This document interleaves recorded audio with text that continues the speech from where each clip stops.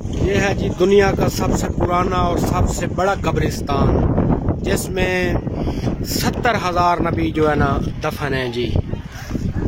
कुछ 70,000 बताते हैं और कुछ 80,000 बताते हैं जी। ये इराक की सरजमीन है जी। ये देखिए जी, यहाँ पे जो है ना कब्रें डबल स्टोरी बनी हुई हैं, डबल स्टोरी, ट्रिपल स्टोरी, क्योंकि जगह कम है और लोग दुनिया से बहुत ज़्यादा आते हैं जी। ये है जी वादी इस्लाम।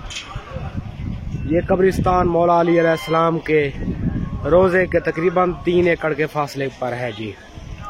3-4 एकड़ के फासले पर है जी। ये आप देख सकते हैं जी,